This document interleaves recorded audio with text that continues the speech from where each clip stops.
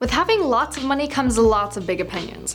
I'm your host Michaela, and today I'm talking about the top 10 billionaires who don't like the royal family. But before we get started, make sure to hit that big red subscribe button if you haven't already. But now, without further ado, let's get started.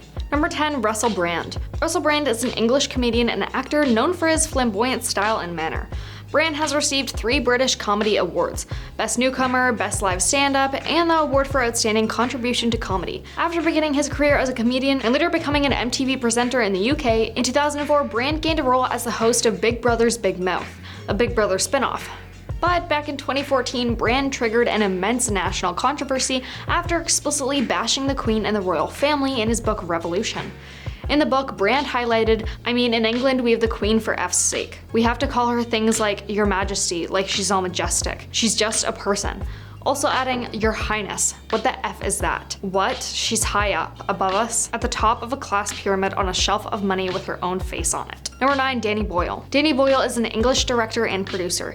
He's known for his work on films including Shallow Grave, Trainspotting and its sequel T2 Trainspotting, The Beach, 28 Days Later, Sunshine, Slumdog Millionaire, 127 Hours, Steve Jobs, and Yesterday. But while speaking with The Guardian back in 2013, the director highlighted how he believed that the monarchy should be abolished, and how if the British public still wished for a royal family, then the only fair way to go about that should be through a public election.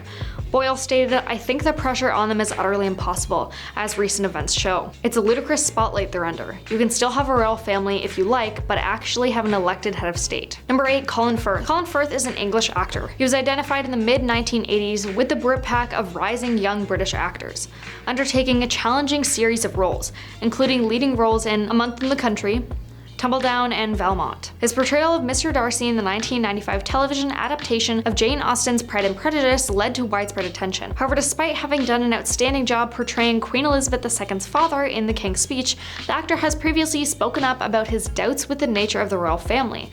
During a CNN interview, Firth highlighted how, despite their good morals, he just couldn't agree with the totalitarian way in which the royals came into power. The actor stated, I really like voting, it's one of my favorite things, before later adding how unelected bodies were a problem for him. Number 7, Johnny Marr.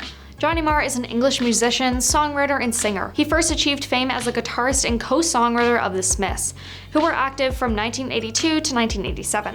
He has since performed with numerous other bands and embarked on a solo career. Born in Manchester to Irish parents, Marr formed his first band at the age of 13. The Smiths attained commercial success and were critically acclaimed with Marr's jangle pop guitar style becoming distinctive of the band's sound, but separated in 1987 due to personal differences. Since then, Marr has been a member of The Pretenders, Electronic, Modest Mouse, and The Cribs, and has become a prolific session musician, working with names such as Pet Shop Boys, Talking Heads, Brian Ferry, and Hans Zimmer. However, in a 2011 interview with NME magazine, Marr said he has a few problems with the monarchy, from serious to less serious. One thing about the Queen that bugs Marr, her resting bleach face. Why does she have to deal with her subjects with such a dour face? Surely her life can't be that hard, he said. When asked if he'd accept an honor or title from Her Majesty, such as a knighthood or being named a member of the Order of the British Empire, Marr replied, F no. Number 6, Honor Blackman. Honor Blackman was an English actress known for the role in The Avengers, Goldfinger, Shaleko, and Jason and the Argonauts. She's also known for a role as Laura West in the ITV sitcom The Upper Hand. In 2014, she was offered the chance to become a CBE, Commander of the British Empire, but she turned down the honor. They rang you beforehand and asked if you'd like to accept, and I think they were quite shocked when I declined, she said. But since I'm a Republican, I thought it would be somewhat hypocritical to pop up to the palace. Number 5, Noel Gallagher. Noel Gallagher is an English singer, songwriter, and musician. He was a chief songwriter, lead guitarist, and co-lead vocalist of the rock band Oasis until their split in 2009. After leaving Oasis, he formed Noel Gallagher's High Flying Birds, and he is one of the most successful songwriters in British music history. As a writer of 8 UK #1 singles, and co-writer of a further #1, and the sole or primary writer of 10 UK #1 studio albums, he is widely considered one of the most influential songwriters in the history of British rock music, cited by numerous major subsequent artists as an influence. In a comedic article posted by the Rolling Stone detailing the extensive list of things that Gallagher has been mad at, there's a quote of him outlining his violent wishes for the royal family. The singer stated, quote, I wouldn't wish the royal family dead, just seriously maimed. I take a couple legs off. Number 4, Jeremy Corbyn.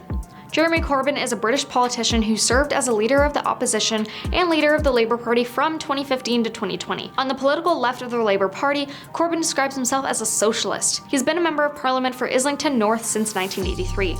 Corbyn sits in the House of Commons as an independent, having had the whip removed in October 2020. But he was overwhelmed by the media in 2015 after he refused to sing God Save the Queen during a Battle of Britain memorial event. And in 2017, an old interview was unearthed in which he called for the royal family to be absolved. I think it's time that we just move on and said, when the Queen completes her reign, wouldn't that be an appropriate time to call it a day and have an elected head of state, he told GMTV. Number 3, Eddie Izzard. Edwards is an English stand-up comedian, actor, and activist. Her comedic style takes the form of what appears to the audience as rambling, whimsical monologues in self-referential pantomime. She starred in the 2007 television series The Richest, and has appeared in numerous films including Ocean's 12, Ocean's 13, Shadow of the Vampire, The Cat's Meow, and Valkyrie. But back in 2014, she spoke up about her disagreement on hereditary privilege to The Independent as she made her claims against the royal family. Quote, "I am not into monarchy. Hereditary privilege is crazy to me. We should widen the gene pool and elect a head of state for 5 years." Number 2, Stacey Solomon. Stacey is an English singer and television personality.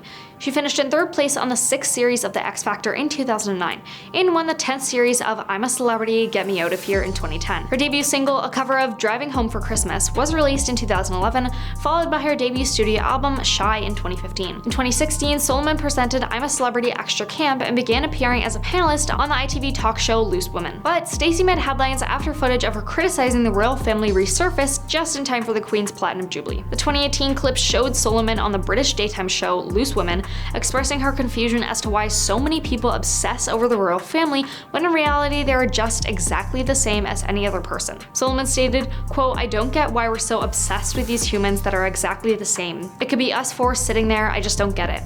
She later added, "I would work hard if the country paid me to have like 12 houses and work really hard." Now coming in at number 1, Daniel Radcliffe. Daniel Radcliffe is an English actor. He rose to fame at age 12 when he began portraying Harry Potter in the film series of the same name, and has held other various film and theater roles. Over his career, Radcliffe has received various awards and nominations. Radcliffe made his acting debut at age 10 in the BBC One television film, David Copperfield, followed by his feature film debut in The Tailor of Panama. Over the next decade, he played the role of Harry Potter in 7 sequels, ending with Harry Potter and the Deathly Hallows Part 2 in 2011.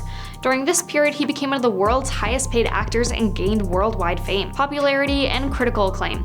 However, at a 2017 interview with Daily Beast, he stated that his patriotism has nothing to do with the royals. Radcliffe stated, quote, "I am not a royalist, not at all. I'm definitely a Republican in the British sense of the word. I just don't see a use of the monarchy, though I'm a fierce patriot. I'm proud of being English, but I think the monarchy symbolizes a lot of what's wrong with the country." And that is all. Thanks for watching, and we will see you next time.